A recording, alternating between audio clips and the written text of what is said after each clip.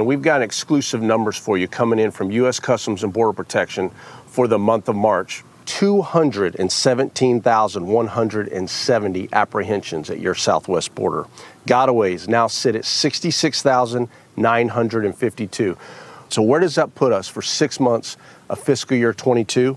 Well over 1 million apprehensions at the southwest border. Can you believe that when you hear numbers like that? You thought 2021 was bad. That, of course, our own Newsmax border correspondent, Jason Jones, he's been down there in all 4 border states for the last year, covering this tragedy, this crisis at our own southern border. This, as the Biden administration is set to get rid of the Trump-era Title 42, and many are predicting that this will mean basically open season at our southern border. Yeah. For more, let's welcome in member of the House Judiciary and Natural Resources Committees, Wisconsin Congressman Tom Tiffany, back with us. Congressman, once Title 42 goes away on May 23rd, what happens at our southern border? We have open borders.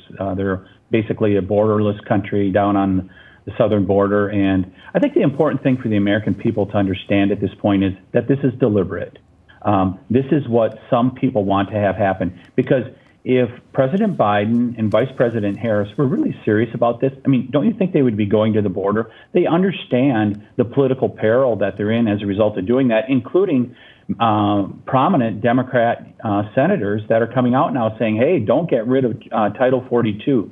It is deliberate on their part. We've seen it with the International Organization of Migration, which is facilitating this. And people like Klaus Schwab, who talk about, from the World Economic Forum, that talk about the Great Reset. America should understand that Great Reset includes getting rid of American sovereignty. Yeah, Congressman, what do you make of those numbers our border correspondent Jason Jones gave us over a weekend? How bad is this going to get? Oh, it's going to get far worse because we're hearing stories now from across the world, and especially in the Western Hemisphere, that people are pooling up. People are selling their homes down in Cuba right now and making their way to the Mexican border, to our southern border, wow, to be able to get into America. And, I mean, this will continue. This has been fostered ever since January 20th of 2021. Remain in Mexico went away. Catch and release was begun. The border wall was stopped. And from that point on, people around the world knew this is the time to go to America. Congressman, you want to know what people are sick of when it comes to Congress? It's the hypocrisy, and we see it all the time in Washington. And here's just another example. So right now, fine, today, April 5th, 2022, things are going okay in this country when it comes to COVID. That wasn't the case 90 days ago. We were all dealing with shutdowns. The Omicron virus was literally everywhere. People were dying, getting sick. So why undo Title 42 right now? And at the same time, Congress is asking for more COVID relief money when money from that first COVID relief bill hasn't been spent in its entirety. What do you make of that? Complete disconnect, and the American people understand that at this point. I mean, it is a complete disconnect what's going on in Congress at this point. I mean, think about it. Just flew into D.C. yesterday. We still have to wear masks on airplanes.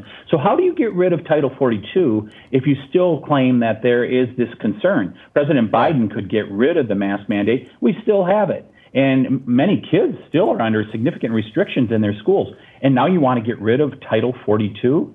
A complete disconnect out here amongst the Democrat leadership in Washington, D.C. and the American people. Yeah, Congressman, we keep hearing about these secret flights. There's been reports, especially by the New York Post, of these so-called secret flights where migrants are being flown into various locations in the middle of the night, places such as Westchester, New York. Are these secret flights real in your opinion?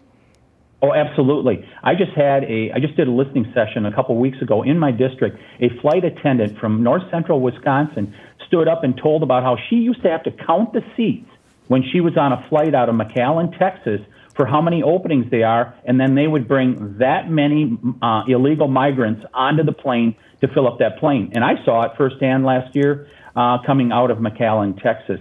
Oh, it's very real. Wow. And make no mistake about it, every state is a border state. Yeah, and it just seems like the CDC is totally politically compromised at this point. They are operating in lockstep with the Biden administration.